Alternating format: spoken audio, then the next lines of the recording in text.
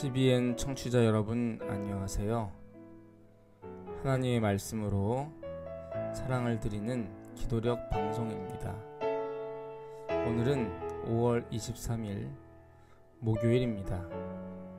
제목은 안식일은 하나님의 창조 능력을 떠올린다입니다. 오늘의 주제 말씀을 제가 봉독해 올리도록 하겠습니다. 여호와는 위대하시니 크게 찬양할 것이라. 그의 위대하심을 측량하지 못하리로다. 시편 145편 3절 말씀입니다.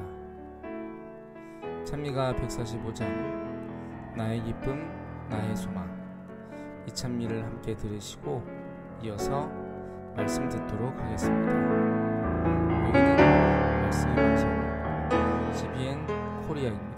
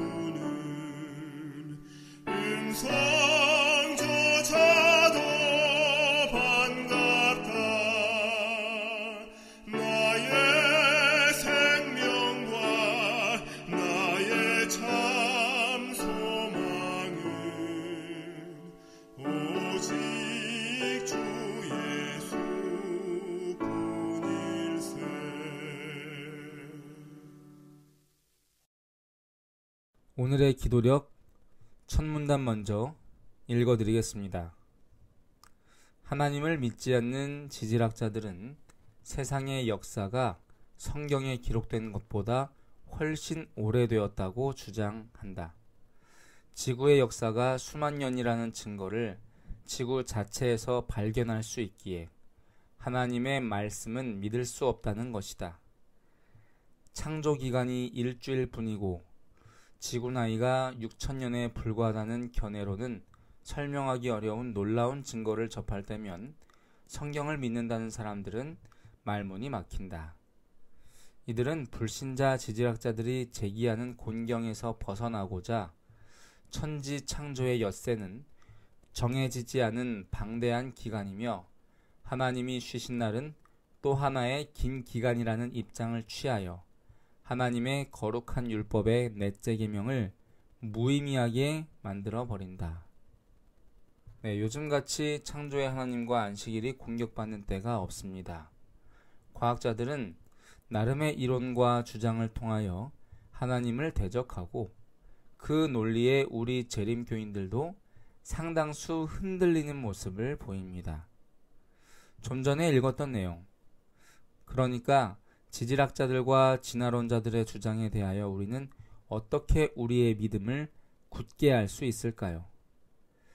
여기에 대해 우리는 기도하며 고민해야 합니다. 그저 맹목적인 믿음만을 주장하는 것은 한계가 있기 때문입니다. 달력을 보시면 우리가 사용하는 모든 시간의 단위들이 등장합니다. 1년, 한 달, 일주일, 하루, 그리고 하루를 24로 나눈 것이 시간입니다. 1년은 왜 365일이어야 하고, 한 달은 왜 30일이어야 하고, 하루는 왜 24시간이어야 하는가? 그 답은 천체의 운행에 있습니다.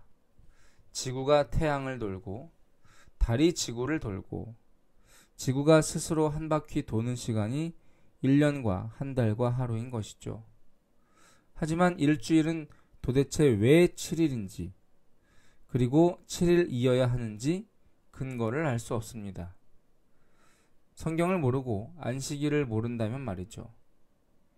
하지만 성경에는 분명히 그 근거가 나와 있습니다.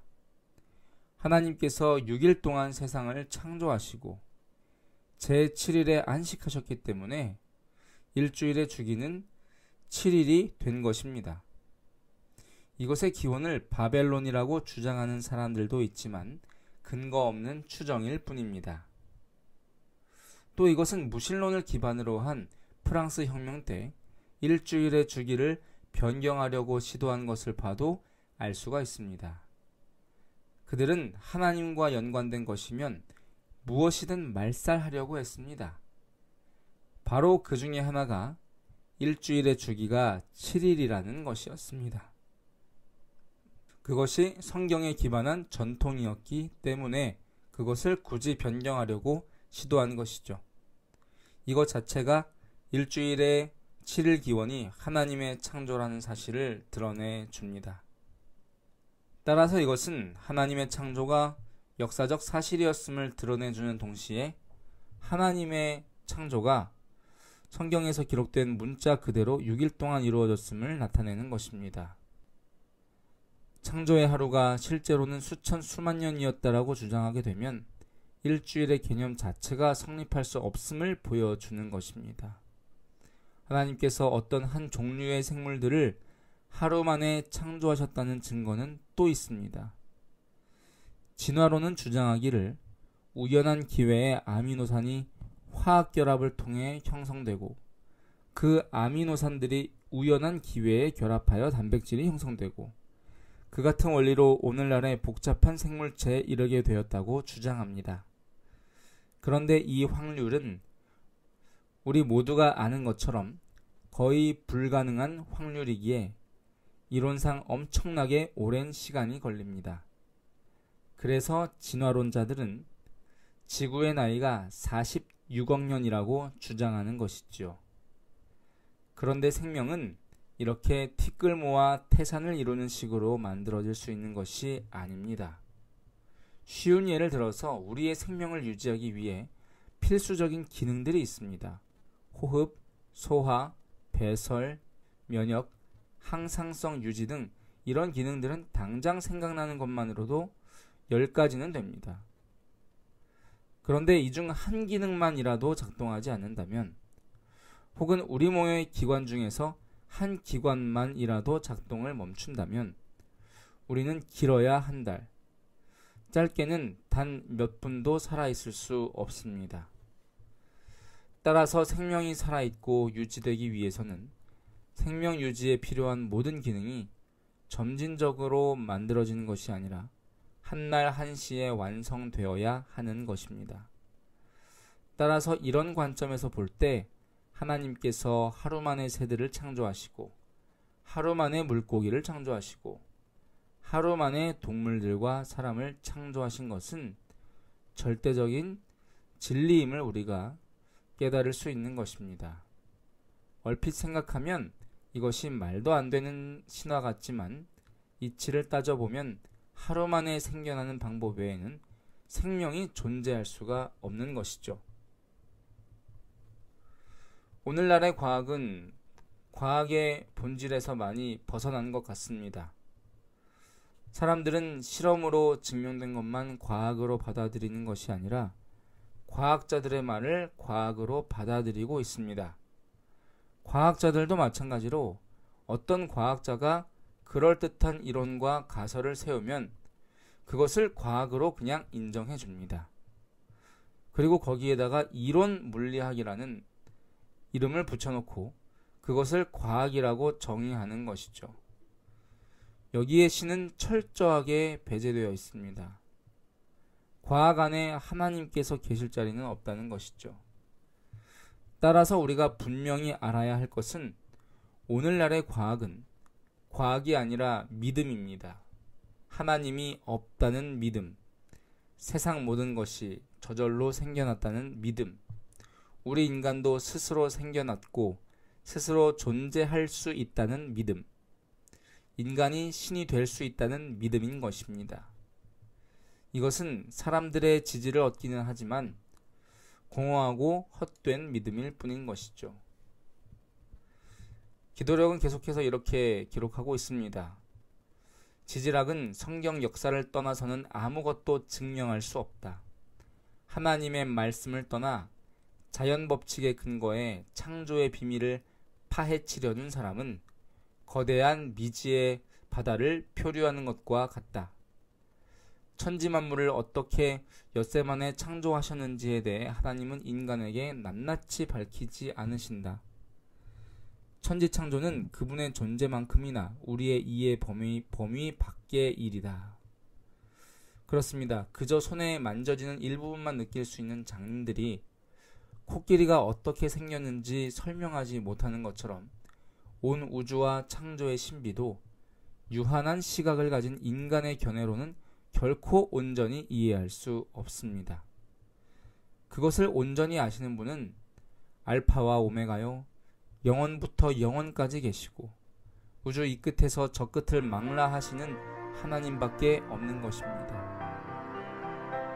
따라서 우리는 하나님의 말씀을 근거로 모든 것을 판단해야 하는 것입니다.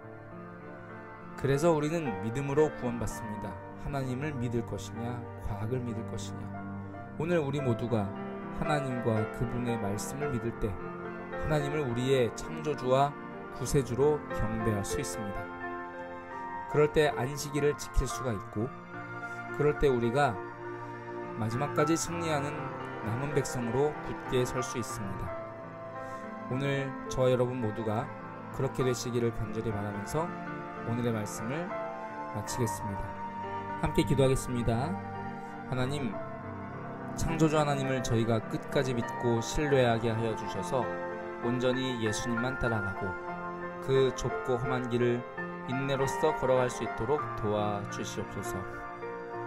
오늘은 대만에서 선교하는 정남웅, 심은정 선교사들을 위해 기도합니다. 대만 신장행복국제교회 성도들이 제자훈련에 많이 참석하고 그 과정을 완료할 수 있도록 도와주시옵소서. 오늘 하루도 주님께 맡기오며 예수 그리스도 이름으로 간절히 기도합니다. 아멘.